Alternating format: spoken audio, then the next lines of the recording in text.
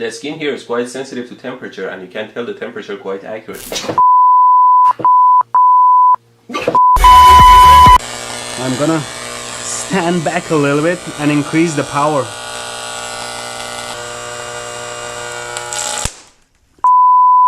I'm hoping that at least the capacitors are not charged anymore. Let's try them out.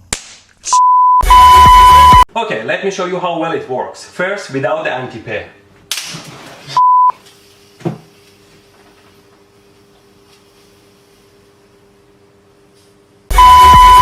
It's almost finished now. Just need another piece of wire. Oh sh**. What did I do? What the f*** did you do? I'm fine, thanks. Idiot. What? I can't even play music from it.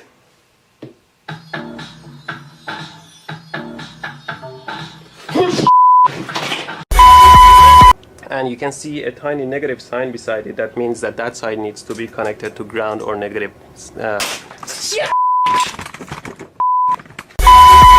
The first thing you need to do is to remove the broken ball. Just make sure you don't cut your fingers and take the screw part out. My finger. Good thing the breaker opened.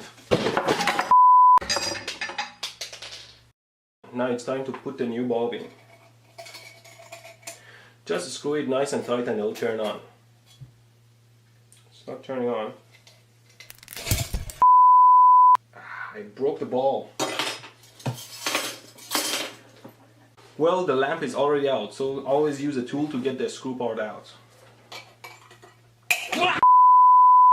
Unplug! Damn it! Unplug! Let me show you what I mean by this oscillation. If I put the bullet inside the coil and try to turn it on with my power supply here.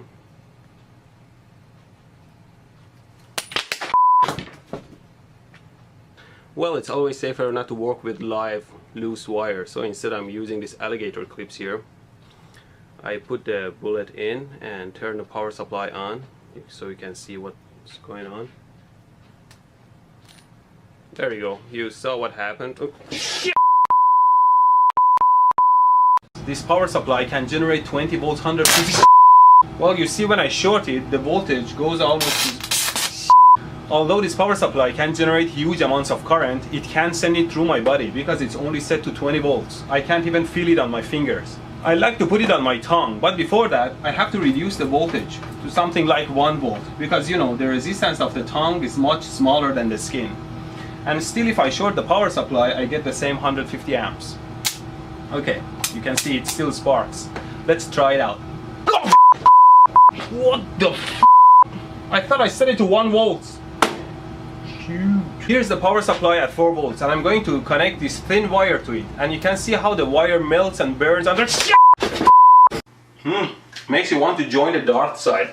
Get it? It's a line from Star Trek. Okay, now let's.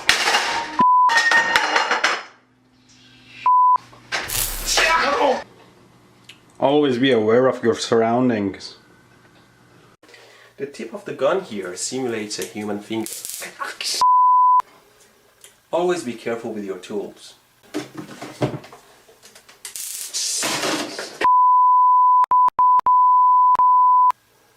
Because now the board is charged to the same level as the gun and it doesn't jump anymore. But right now I'm touching the wires and I can't even feel it because the voltage is not high enough.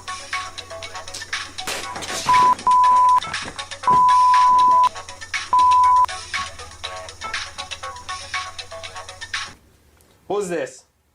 No, I'm not Steve. Wrong number. It's a simple device. It's a belt that you tie around your belly with a tiny device that senses your motion. As long as you move, you're okay. But if you stop for any reason, it'll zap you like a mother. You will move no matter what, or else you will feel the pain.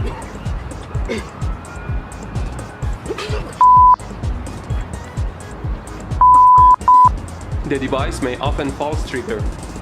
The belt is very hard to open. It's made of very durable material resistant to sharp objects and it cannot be cut.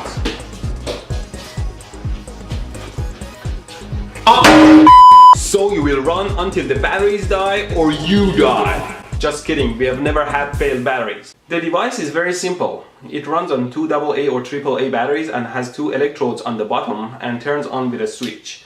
Now if you don't move, it says unless I do it with my finger. With this revolutionary device, with the flick of a switch, you're ready to But the first thing to remember is that there are a lot of bits and pieces and small and large screws that go in a camera. So always remember what goes where and store them nicely to avoid losing them. Now let's take a look at the camera here. And you can see the lens here, and if I remove the lens, you'll see the giant flash capacitor back here. Ow! Piece of shit! Apparently the flash capacitor is holding around 300 volts of charge in it, and it can hurt a lot if you touch it.